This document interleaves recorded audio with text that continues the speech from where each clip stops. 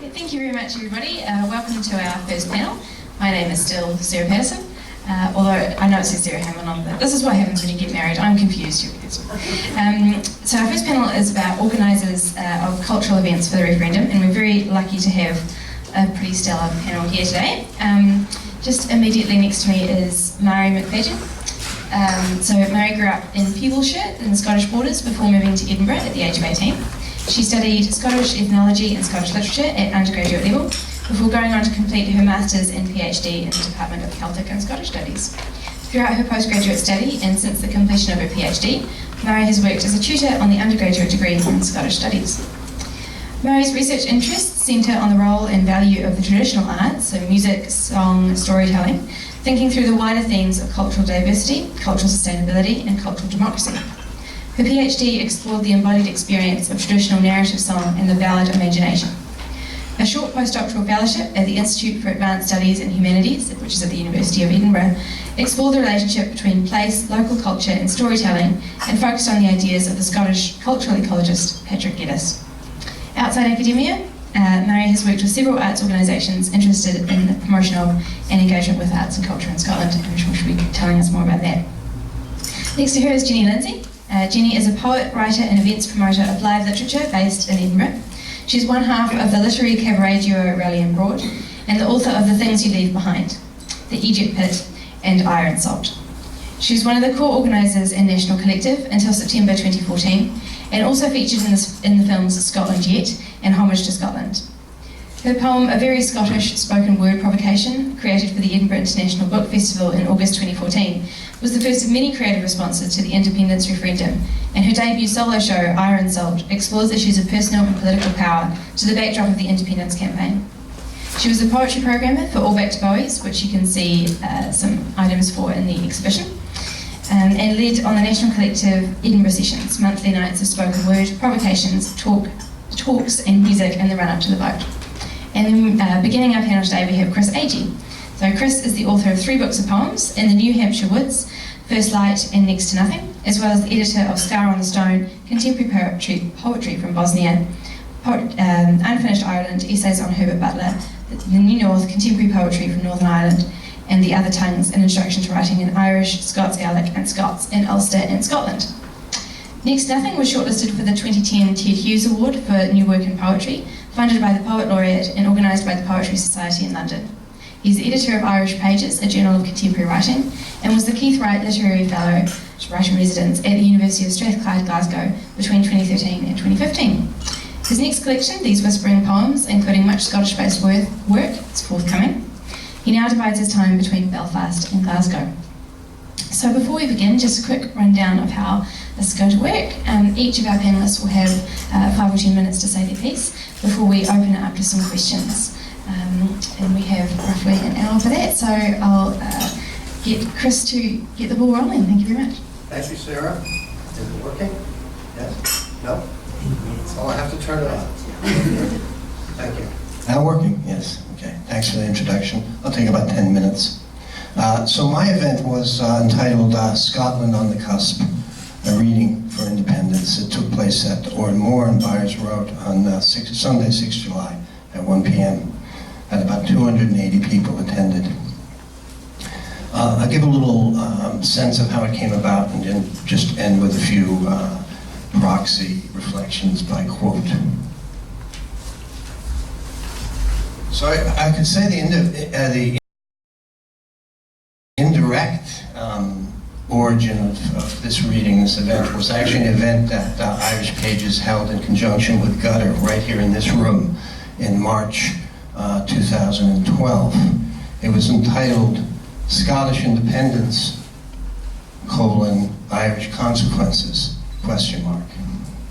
A topic of some relevance to Irish Pages, because although we're very much all Ireland journal with one editor, myself, based in Belfast, and the other editor, Cathal Sharkey, based in Donegal, we have an interest in the partition of Ireland, as it were.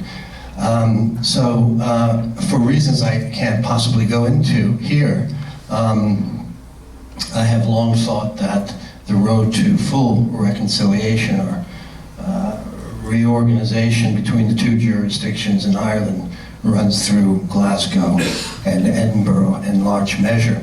It was a topic that I talked on several times as a writer-in-residence, and it was rehearsed with great verve and vim by the 8 writers for Irish and for Scottish up on this stage. And among many other things, I was struck by the rather post-national outlook of post-nationalistic outlook of many Irish writers, and the slight fervor of the upcoming debate in Scotland. I would call it the pre-national atmosphere that Robert touched upon in Yeats, indirectly, the same kind of thing.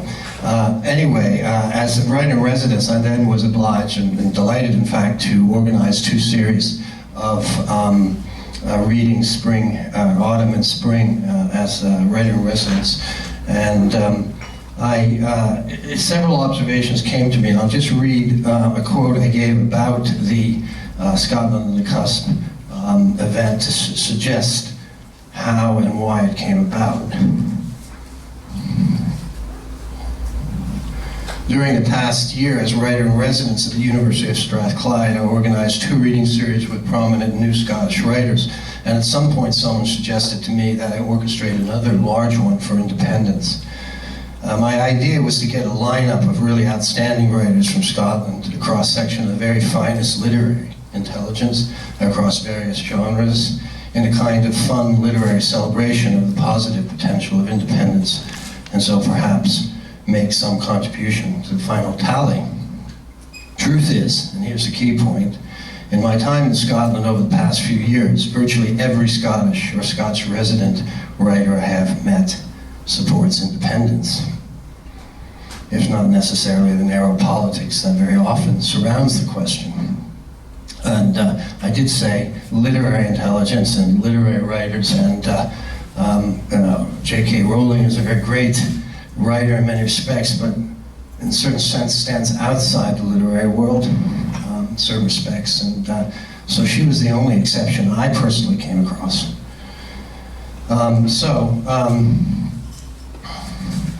To return to the event itself, it was, of course, an event for its own sake. Hopefully we have a slide here of the actual event, if you could put it on. Sorry, I can't Okay. There we go. That was the electronic invitation, and we printed it off on paper. I actually have a few copies if anybody wants one. I'll put them out there. So of course it was a literary event for its own sake, but equally, being an editor, I'm well aware of the importance of media, so it was also an event for the media. I was cognizant of the great Austrian essayist Karl Kraus's famous quote early in the 20th century that the real event, or rather the full event, takes place in the media, including with intellectual and literary matters. So 280 turned up, all was done gratis.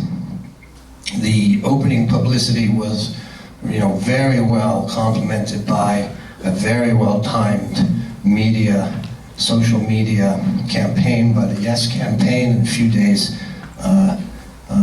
in the run-up to the reading. And so a big crowd turned up, filled the whole place. I was really surprised, actually. And I'll just read the brief quote that I opened the event with. Most of you will be familiar with the venue, which includes these wonderful murals by Alistair Gray with various beautiful and apt phrases, both for Scottish independence and sort of wider global social justice. So my opening remarks, then followed by Raj Glass, my predecessor, who introduced all the various writers. Here around us seems the perfect venue for what will now follow. The old Presbyterian nave decorated with Alistair Gray's secular art. And among the old, quote, saints of the word, end quote, atop the pillars beside us is one of the great reformist scholar, Erasmus, making the case, as it were, for the role of writers in matters ethical and historical. And 10 fine makers, loosely defined, in divers genres and tongues will now follow. Infinite variety is the catchword, and each reader in her or his own way enjoins us to keep in mind the words behind me as the polity deliberates on the coming crosswords. Let us flourish, telling the truth.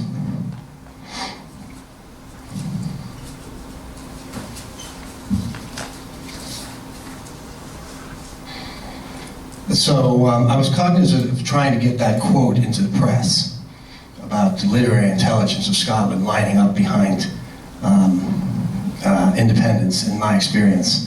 And that stems partly from a feeling that that hadn't been communicated clearly. I was very struck, both in the debate here and in the subsequent one-year campaign, of the sort of random comments by writers that no one had, in a sense, codified or solidified the view. So part of the overwhelming view, and publicly presented it, of the literary intelligence of Scotland. So that was part of the purpose behind the reading.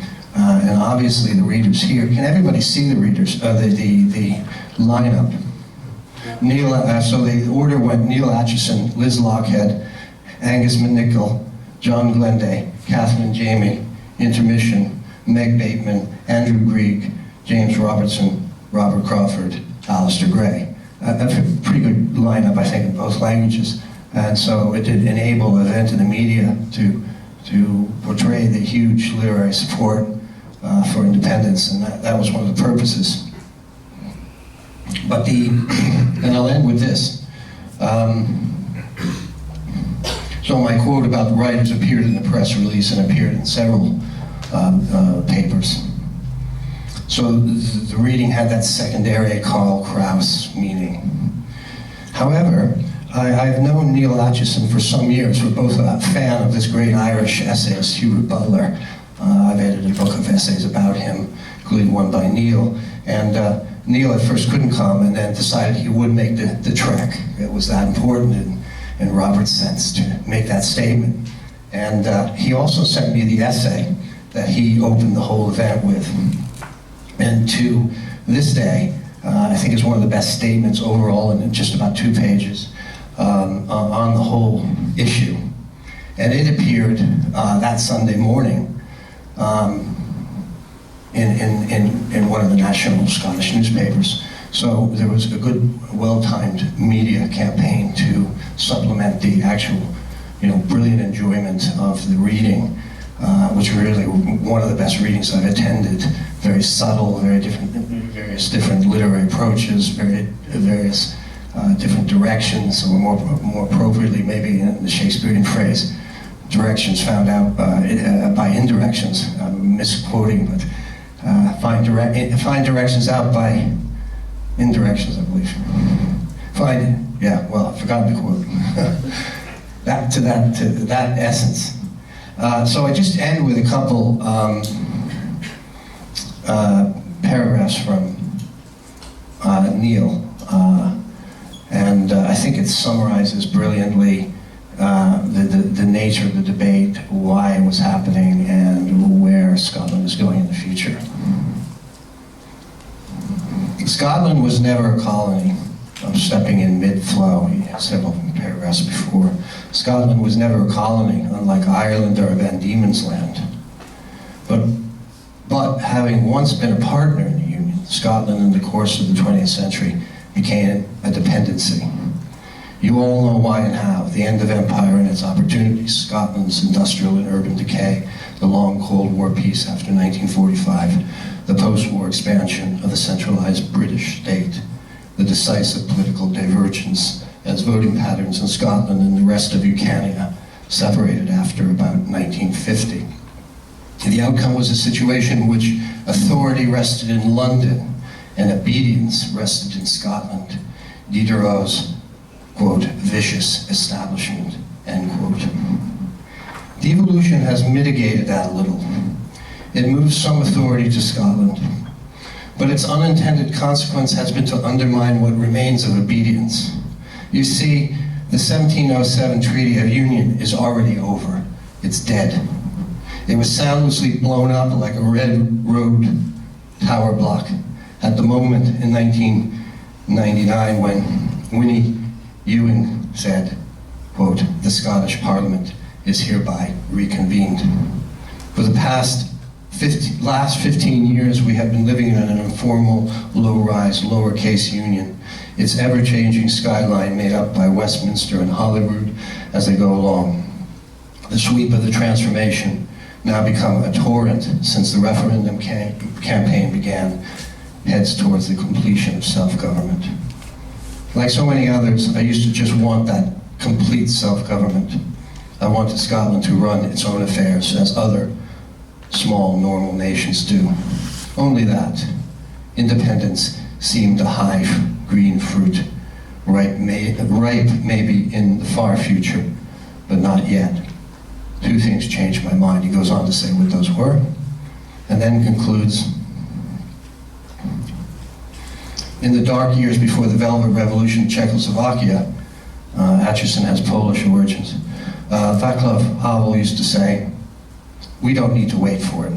Let's start living in truth now, right now.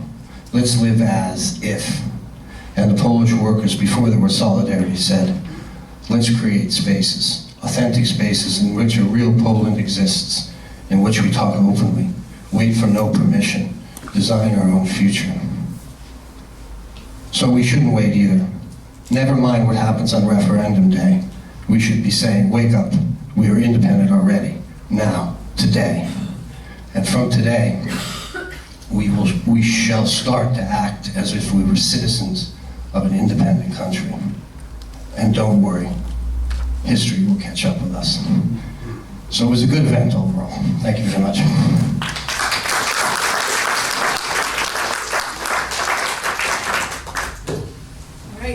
I have decided not to have notes, so I don't know how long this will take. I'm going to kind of like chronologically follow things in my mind and see what comes out of my face, basically.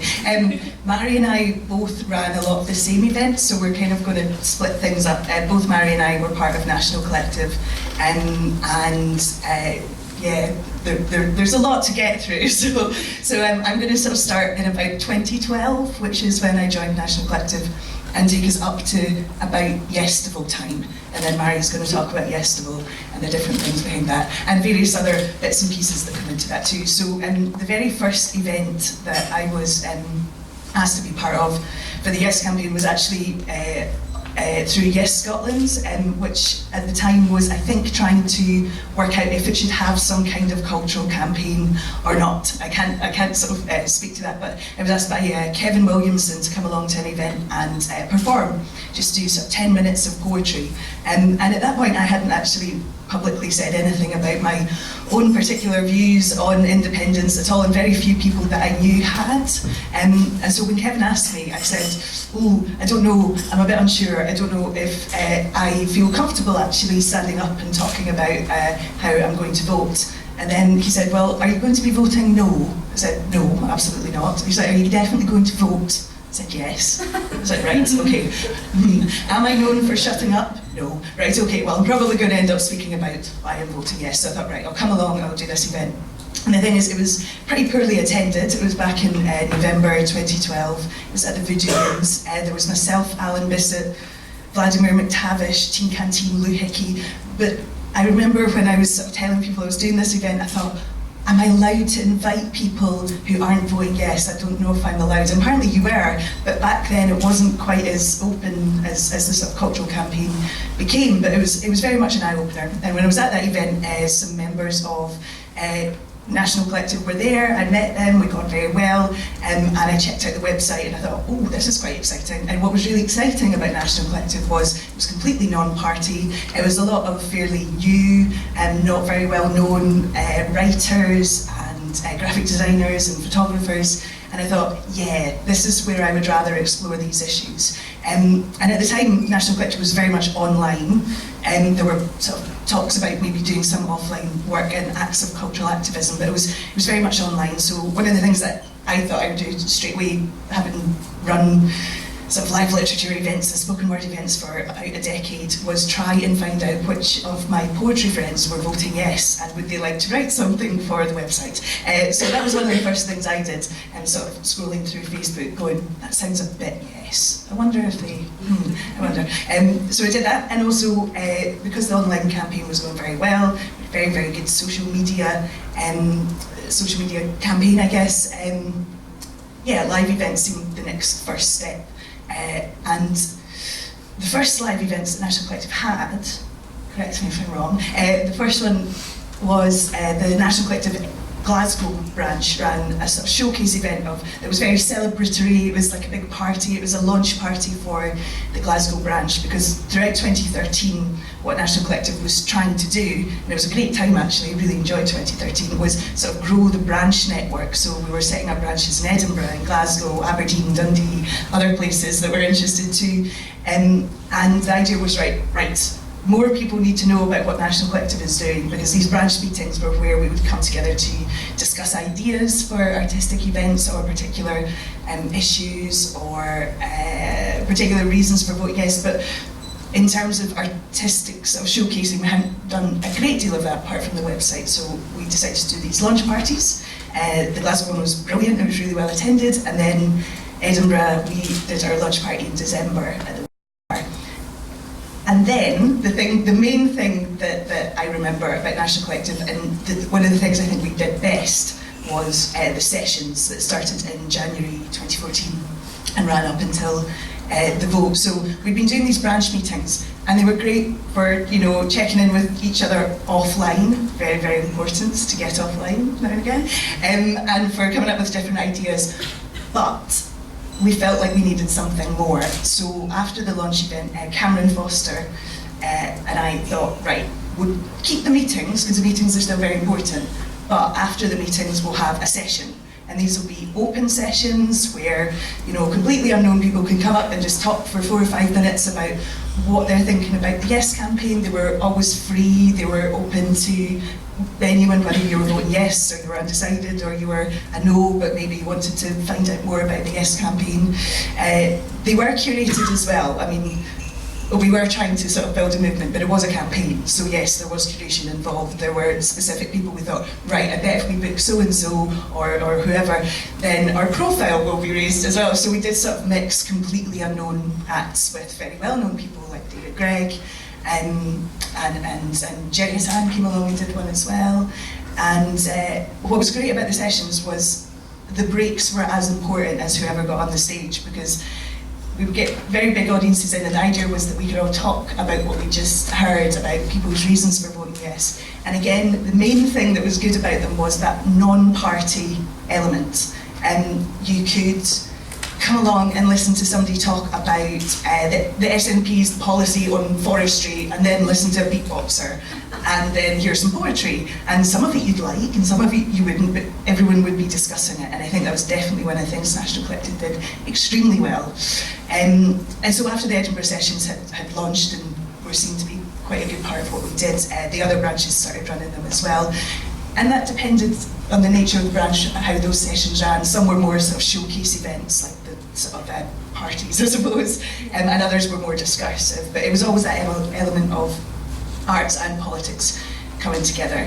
And eventually, that sort of formed the main sort of basis of Yestival, which toured all across the country, and which Mairi is going to talk to you about. Obviously there were challenges and different things, but I think they'll come out in the questions and the discussion. So I'll leave it there and pass over to Mairi.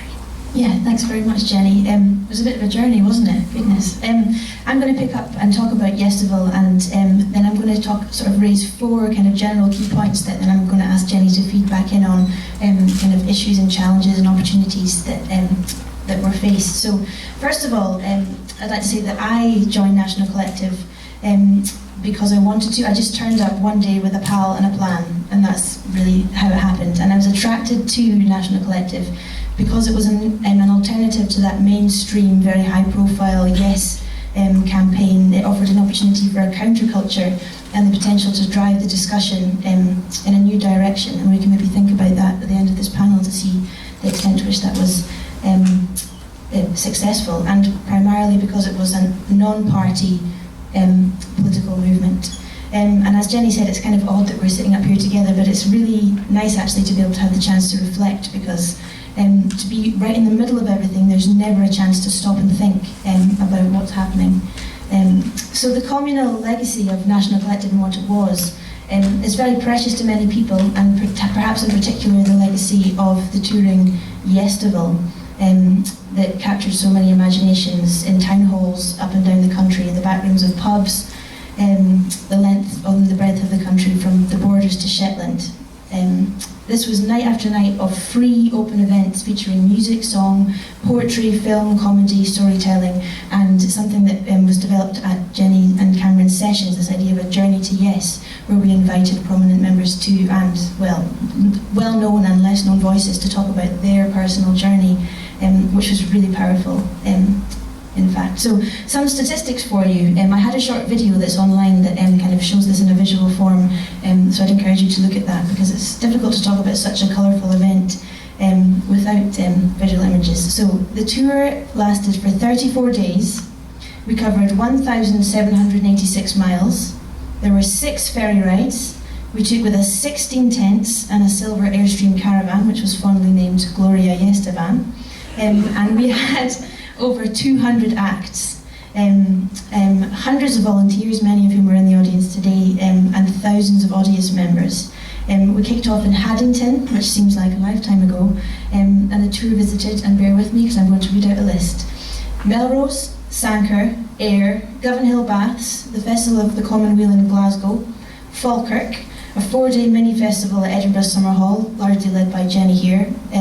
We then drove up to Fort William, visited North Uist, Harris, Ullapool, Inverness, Orkney, Shetland, Lossiemouth, Aberdeen, Montrose, Arbroath, Dundee, Perth, St Andrews, and finished up with a closing party in Stirling.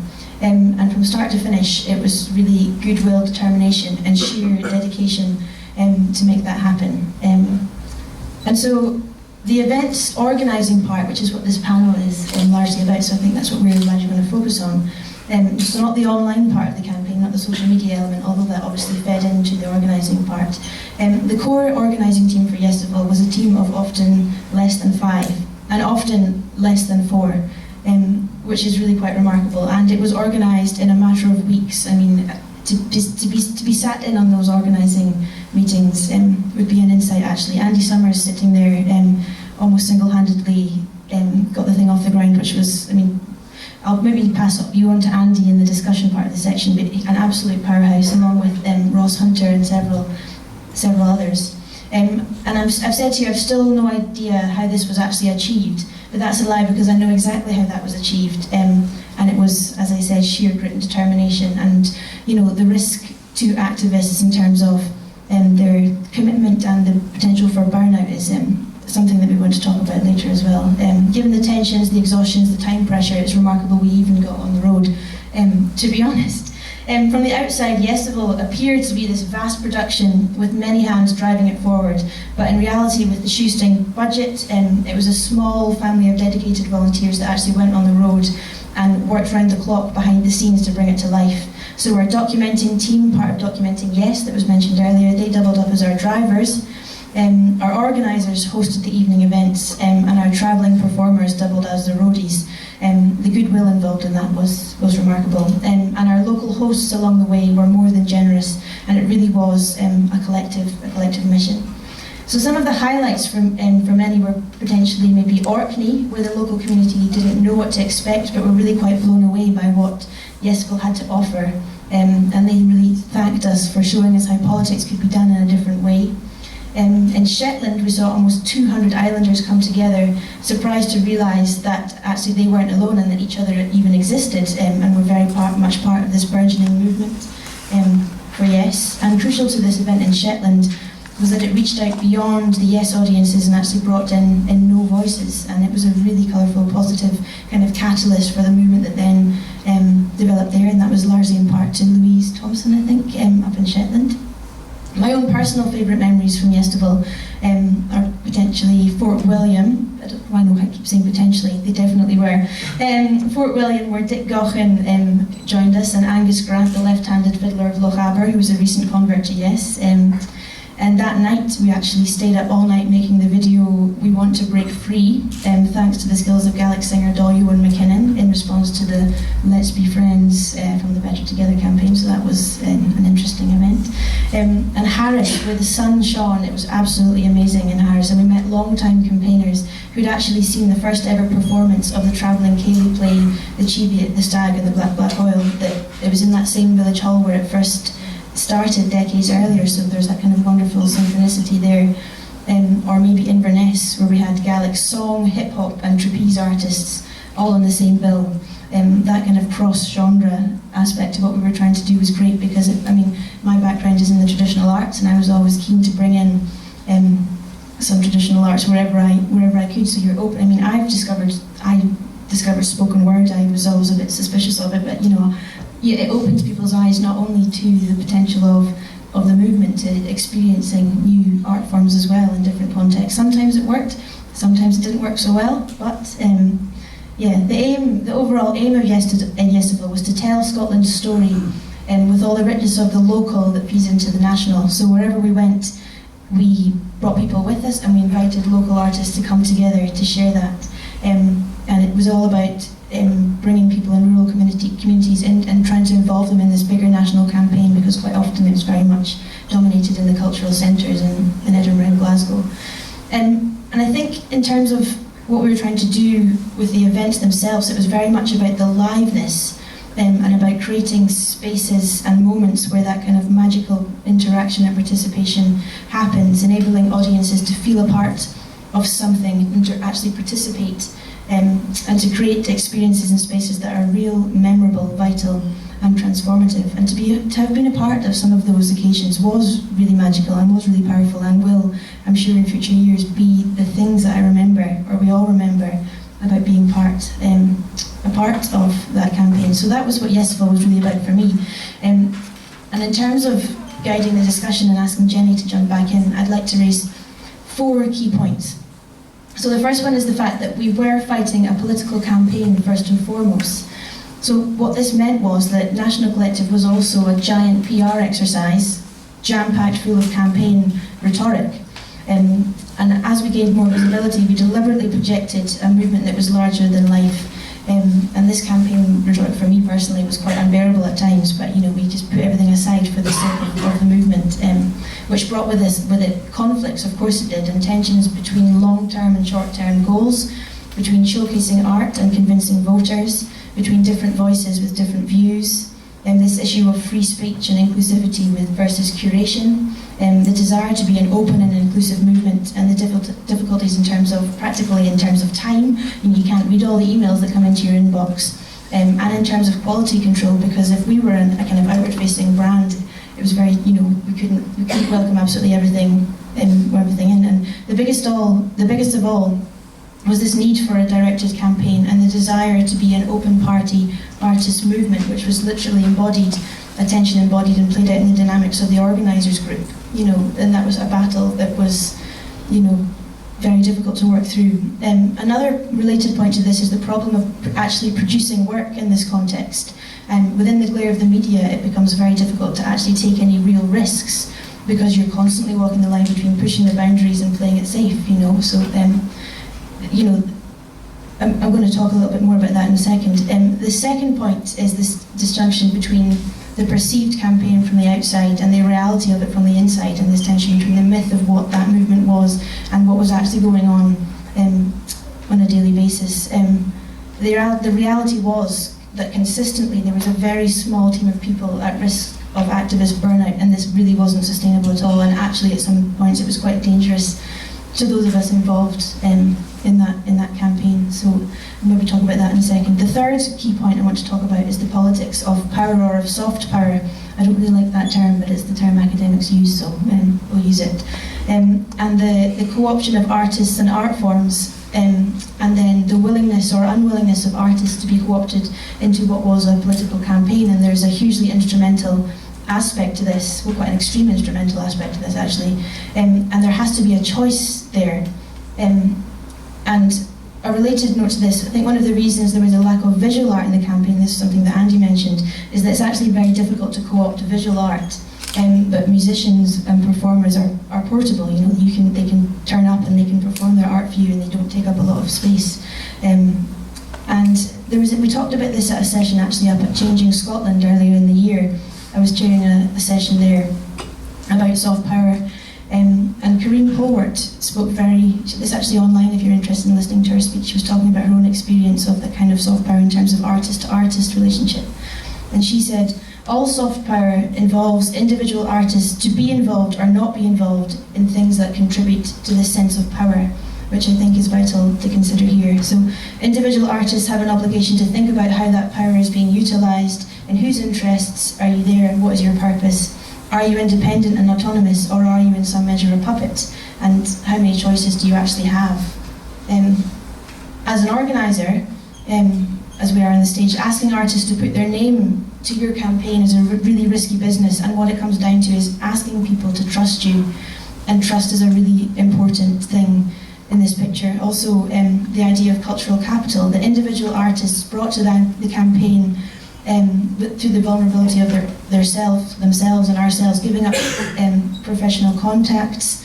Every time someone came on board, they brought that cultural capital with them, and those of us, you know, we gave up all of our professional contacts to the campaign, and that trust enabled that to come together. So there was the potential for those organisers and artists to compromise themselves and their work, and this, you know, relied on the trust of friends in this picture. So I don't want to talk too long, but I've just got one more thing to say.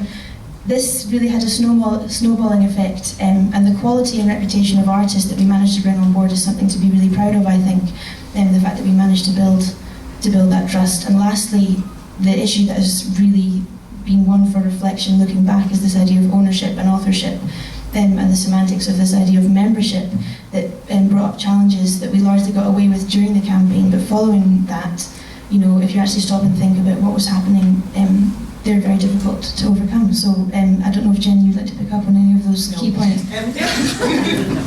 No, I think that really does sum up, I think, absolutely everything that was quite problematic. I suppose as somebody who was an events organiser but also was brought on board as an artist, I think I did notice that shift from when I first joined, and I was, oh, you're a poet, and oh, we love the artist, and then all of a sudden, no, you're an events organiser, we're all equal here, right, come on, you know, I was like, oh, this is a bit different. So yeah, and that was a kind of a challenge as well between, and also as an artist as well, I really struggled to write anything about why I was voting yes. But I didn't have time to, but until August 2014 I didn't write anything at all about why I was voting yes, or about Scotland, or about the campaign, and until I got that commission I didn't feel I could, and even then that commission piece, you know, parts of it are pretty negative actually about Scotland and about our culture. It was great though. Thanks. Yeah, no, I think you've summed up everything that I would have said anyway. But I think maybe to give tangible examples of that, like maybe you were talking about Lady Alpa, for example. The what? Lady Alpa. Lady Alpa, yeah. I mean, I think some of the examples of artists who were able to sort of be sort of loose members of National Collective, but were autonomous in their work, I think is the perfect example. And Greg Moody as well, I think, is another one. At first he sort of used the National Collective website to promote his art, but then for reasons of artistic autonomy decided to leave National Collective and do it himself, because he felt that he was a bit worried about being co-opted. And that was a really good example of somebody who said, right, no, actually I'm going to do this on my own. And whereas I always felt, no, I'm going to stay in, I'm going to, you know, do it this way. And the kudos that National Collective got from these artists as well, I think, as I hate this, as a brand, you know, I know, was... But that's exactly what it was. Yeah, it went both ways. It went both ways. So if you were an artist and you became a member of National Collective, started promoting for National Collective, started being on National Collective stages, you were propping up National Collective, the organisation, as well. Yeah, I don't know if you want to widen it out to ask Yeah, I was going to ask, that's a really interesting point, I think, about being an artist and an organiser at the same time, and actually finding a bit of a mental block about your own creativity because you're so busy organising everybody else's. I wonder if you had anything to say to that, Chris, because you're in a similar position. Yeah.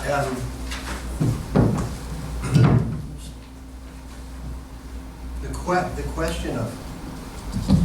question of how the event, which I proposed to Yes Scotland, would work with a wider collective was actually quite prominent in my mind. I had a contact with Yes Scotland, Phil McHugh, and he did a huge amount of work for it.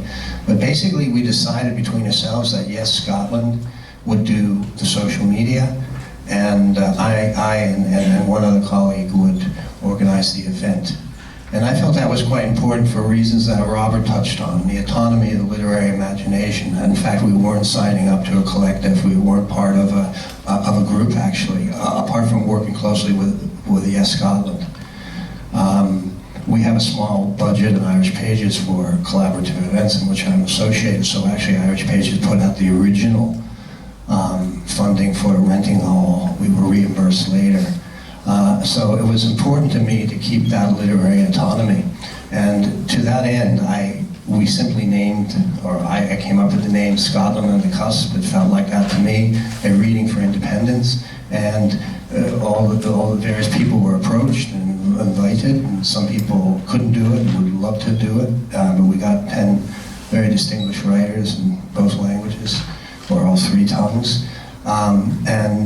There was no guidance given about what needed to be read. There needed to be nothing explicit. So, John Glenday's poems, very subtle senses of Scotland, but nothing too explicit. And I felt that was very important for the reading, and the reading was just fantastic on literary terms. But the important thing was that all those people that lined up for independence, for instance, as Robert said, Kathleen Jamie, whom I know quite well, is not very prominent, publicly in her support until perhaps towards the end of the referendum, in her support for Scottish independence, but individually she's very passionate. So all we really needed from the standpoint of the Karl Kraus view was to have those voices aligning themselves with independence. And I felt that it was important to come from an independent literary background because I thought there were many, many people who may have been skeptical of the collective effort, people who maybe were undecided, but might be a great admirer of Kathleen Jamie. And the very fact that a distinguished writer or a distinguished series of writers were weighing in on support for independence might swing a certain kind of voter. The person who was having the inner quarrel. And if you distinguished it sufficiently from the Yes campaign, although as I say, the Yes campaign was integral to the event, you might be able to swing some no voters who were nonetheless great admirers of the writers in question. Yeah. So it was a question of drawing on the cultural awareness of the wider electorate for the purposes of independence. And the reason I thought that was important has to do with the history of Scotland. I mean, in the 17th century, Scotland was by far the most illiterate country in Europe. There is, of course, the Reformation and the focus on the text. That's why Warren Moore was perfect venue, former Presbyterian church, secularized by Alistair, socialist vision, and therefore there is a huge respect for the literary word in Scotland. There, of course, is huge respect for the literary word in Ireland too, but in very different ways. So I felt that the slight sense of the pulpit about the event, both literally and figuratively, was good. So I took a slightly different approach, which was a more independent approach, although worked very, very closely with Yes Scotland. Yeah, I think one of the things, like I was saying at the beginning, that the reason that when I first got involved with the National Collective, what was quite apparent was that actually Yes Scotland, rightly or wrongly, and I've got no idea which is which, but rightly or wrongly was seen as very close to the SNP. And as a poet who has deep problems with the SNP, I was very, very keen not to actually sort of be seen as sort of supporting a particular political party. And National Collective, I think as well, we talked about this, we met up last night to talk about what the hell we were going to say today. So that was a bit honest, wasn't it? So we went up and we were talking about that thing about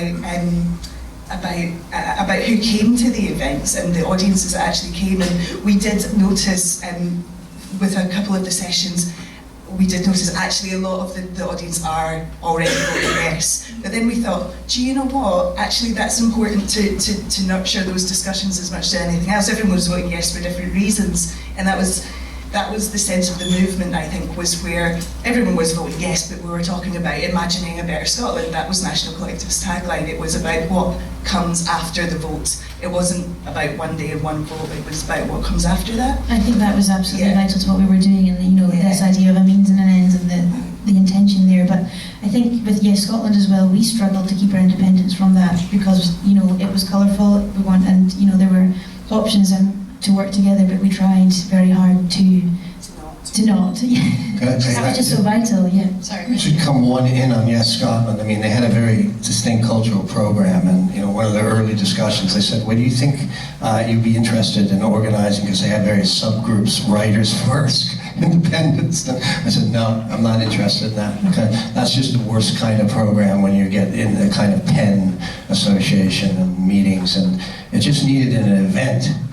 But the importance for me had to do with it was already a supporters crowd. I'm sure 200 people who showed up at this reading at least were supporters. So the media was essential. And so also the idea of getting a piece, which turned out to be Neil Atchison's piece, into the press that weekend, with the subsequent writers listed, would make anybody who was aware of literary life in Scotland realize, perhaps associated with a quote that I put out and was quoted, that really the literary Scotland has lined up behind independence. And I, coming to Scotland very regularly, had not quite seen that. There were individual voices, Alistair, Liz, but there had not been, ironically, kind of sort of solidarity bringing together in one event, like heavily poetic events. So that's what I was after, and I did think several times of Yeats, but not so much in relation to parliamentary practice as his dramatic practice, getting the theatre going, doing all the small things that are necessary, the financial things and the negotiation, and his famous comment that in Ireland anyway, the struggle of intelligence was endless. So anyway, that was my experience. There's not too much more to add. Just speaking of audiences, quoting for the last sort of 15 minutes or so to bring the audience in a little bit, I just wondered if anyone had any particular responses or queries. Yeah, Robert. Mairi, were you in academia at this point, or was it? I was, yes. How did you find that community in terms of your, if you like, activist activity? Was there an easy movement backwards and forwards across that spectrum? There wasn't at all, and I tried to keep them very separate. And so to wear those two hats, as I was saying, I find some of the campaign rhetoric just, if you put your kind of critical head on, you would just want to cry. But you let it go. But there was a group, Academics for Yes, but I didn't want to be anywhere near that. I'd rather kind of keep, the academic world, and if I was going to be an activist, this is what I was doing, and to have that kind of continual self-reflection was an interesting internal conversation. But I actually got reprimanded from the University of Edinburgh for having a Yes to Vote poster in my office. But there was not an open or willingness. I didn't find to have that conversation in that particular public space. I don't know if you have any thoughts on that. We're being very honest today. I think that's part of the interest of it. I don't know, so I'm sitting beside someone who works at Stirling University, I work at St Andrews University, and our principal kind of came out and said that she would be happy for people to speak out on either side of the debate. So that was a useful piece of license in a way. At the same time, my sense was that certainly in my area of academia, by which I mean English studies and literary studies, there was probably a predominance of unionist voters, though they kept rather silent, and so there were certain tensions sometimes. And even, and this is probably my naivety, you know, publishing this book about literature and independence, which came out in January 2014. But the truth was, I found most academics, even in my own neck of the woods, hadn't read it by the time of it. You know, I think one can be naive about the impact sometimes that even a book will make. And I found that rather frustrating. I don't know if that... Well, I think there's a second. I think there's a general encouragement for academics to have an opinion and to be publicly outspoken, but I just don't think they were. About that, you know, yourself was obviously an exception. So Roland Scott was obviously, you know, with your Unstated for Independence, which was a kind of catalyst for a huge conversation with that essay from Alistair Gray, of course, which must have, I don't know how you coped with that. How long have you got? That's another story. There seems to be sometimes a split between academics and writers, and so writers who were in academia as well were kind of interesting in both ways sometimes. To explore, maybe you can do that, Sarah. I'll keep watch this space. I just think one of the sort of issues that draws all of these things together is Chris mentioned funding, and I remember when Adrian Morgan became Mayor, he mentioned, it's quite brave of the Scottish Government to give money to a poet because poets say whatever they want. But all of you have had to deal with sort of money coming from certain places and certain expectations maybe going along with that. I wonder if any of you wanted to speak to that. Well, National Collective relied entirely on crowdfunding, and during the time that I was involved there was 2 successful crowdfunded events, and that's what everything came out of.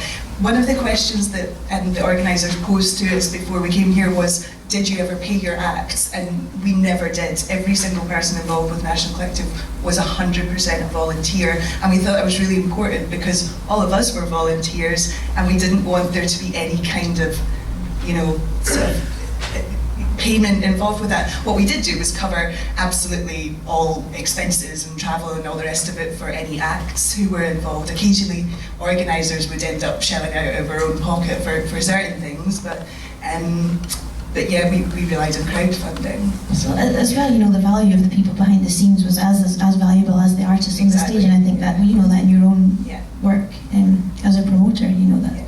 So I don't know, Chris. Yeah, the money question is always very interesting.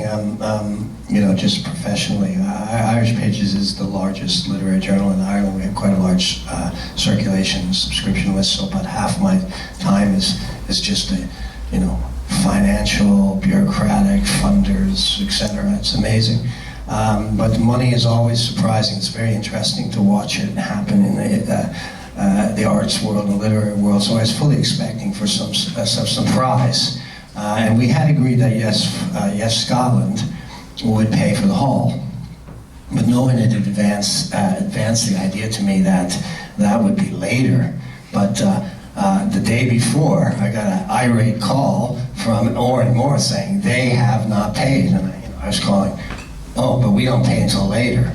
So we do have a marketing budget. It was entirely legitimate, but it went on the Irish Pages credit card at the last minute. And that's the kind of decision, that's the kind of Yeatsian decision you have to make. You know, like you signed up to this cultural campaign of some description for literary intelligence, but you never can quite see all the details. And that happens to me every single week in Irish Pages. You know, there's always some surprise. And I did think that Yes Scotland was very clever about that. They did pay after serious saying we need the money at the end of July on your next payment cycle. But they didn't. They kind of didn't inform me that we had to put the money up first. And that didn't surprise me, and I understand the pressures they were under, but there was a sort of like intentional silence on that point, I'm quite sure. But so what? Everybody was scheduled, we had the money on the card, and it all came right in the end. So all's well that ends well. Are there further contributions? Yes, Scott. A quick question. Obviously, the reading and then all the Yes and the National Party stuff was partisan. It was explicitly pro-yes. I'm just wondering whether your experience of the debate, where you're having conflicting views, felt detached from that activism. You're in a sort of echo chamber potentially where people who are turning up are there to kind of have their own views affirmed, and there's probably not as much of the bare knuckle debate as what's happening in other places. Possibly. I remember one of the sessions where Jerry Hassan was on and the comedian Agee, and they actually had a back and forth because they disagreed with each other on the reasons for voting yes at the session. And so when things like that happened, I thought that was really good. We also booked John McTernan. Yeah, can we just say we booked John McTernan? So. For something. Yeah, I mean, I think what was vital is that, you know, yes, Scotland was a huge propaganda machine, and we were desperately trying to carve out a space to the side of that where we could, you know, explore the diversity of views in our own space. I mean, that was very important to me. That's why I chose to be involved in National Collective, because that diversity is, I mean, even with, as I was saying, that huge tension even embodied in the organisers group between our own reasons for why we were doing what we were doing were very different, starkly different, and that came to light later. So I suppose, yes, we weren't always engaging. I mean, we did do street work. I think that was one of the most, we started to do that towards the end. I mean, I think Andy would agree with me, perhaps, maybe we could ask Andy to come in here, that dynamic street work was some of the best work that we did, where you are, you know, coming up against that. But I don't know. As much as wish trees are derided and have become this sort of phrase that's chucked at National Collective, and sort of we're told we were twee and all this kind of stuff. If you actually saw it in operation, it was a bloody good idea that those wish trees, they meant that you were talking to people who were voting yes, who were voting no, who didn't really know, who were from another country, who didn't even have a vote. You know, it's actually a really great public engagement, that. Echo chamber wise though, yes, of course. Absolutely. I mean, there is that element too, and I think particularly the social media side of the campaign was a bit echo chambery, to be honest. But to get out of that, To escape that echo chamber, I return to the point about the media. The event had two senses. The event itself was an enjoyable event, supportive of solidarity, and also to get the message straight out into the fora of debate. And that's why Neil Atchison's piece was so perfect. He opened the whole reading, he had drafted this thing very carefully, and it was an argument for voting yes based on a person who had been historically no, and had come to the conclusion for intellectual and cultural reasons. So it did fit, and that's where, as an editor, I went to work. Once we had the event, I started ringing up editors. I have their numbers and stuff, and started dangling Neil Atchison, who of course wrote many years for The Observer, dangling this, oh, there's this wonderful piece. The piece, by the way, is a great title, The Genie's Out the Bottle. And it appeared that morning, so that was the media presence, and that was the necessity of getting it out of the echo chamber, because all this work is put in for an echo chamber. It's not quite worth it, really. We had this lady here. I just wanted to comment back that, so what's happened since the referendum, there's been a lot of huge campaigning about independence, but a lot of the things that people cared about and drove the campaign about, there is a huge activism out there now.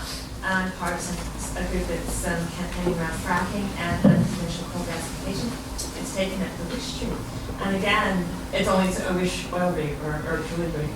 And I know a lot of what's being said is about high culture, if you like, or within the literary sphere, but I think it would be important to talk here about ordinary people's cultural and creative expression, and how that increased, as far as I can see, exponentially in a lot of ways. And you might want to say that Hope Over Fear, Jerry Simmons' song, but I think you're familiar with it. This guy put up on video on YouTube 2 days before the vote this song he penned. It was just him playing in his bedroom, and then it went viral.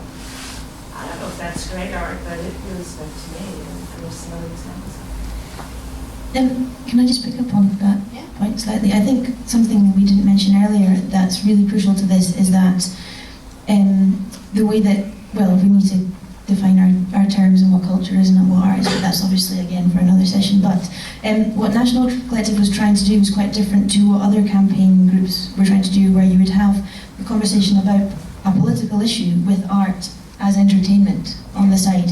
What we were trying to do was actually, through people's individual creative expression, and actually engage. It's difficult to explain without some kind of diagram, but we were trying to put culture and art and creative expression absolutely at the heart of everything that we were doing. So I think some people didn't quite understand, and when they tried to replicate what we were doing, we'd think, oh, let's talk about fracking and then have some entertainment. You know, that's not what we were about at all. Yeah, absolutely. And I think that cultural activism isn't artists getting up and doing some poems. Cultural activism involves everybody. It's not just artists who get involved in cultural activism. And in fact, a lot of the organisers of National Collective weren't artists, and that was fine. They were still creative people who were... They were artist organisers, Jenny. Huh? They were artist organisers. I've since been told this, you know, because I'm not an artist at all. I always think of you as a... I'm not. I wish I was that creative. but that's the thing, that, you know, we didn't make a distinction between... Oh, no, I don't think you are either. And I think what you said is really important, that is... That engagement, that's what I'm trying to say. I'm agreeing with you, yeah. Totally agreeing with you. Yeah, I'm not disagreeing with him. I'm saying it's a really important point, that is about encouraging that artist and everyone, you know, and that is the medium for the engagement rather than, yeah. Okay, we're just about out of time, sorry. But do any of our panelists have a final thought? A final contribution? I think that, you know, the idea of, you know, no.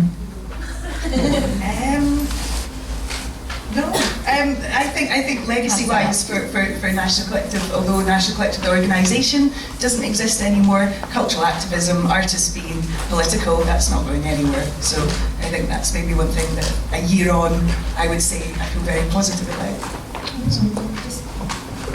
The delay. I'd just like to thank the organisers here for giving us the opportunity to actually come together and reflect on it, because it was an absolute whirlwind. It was absolutely beautiful, it was absolutely horrendous at the same time. I think, you know, and I think we do feel encouraged for the future.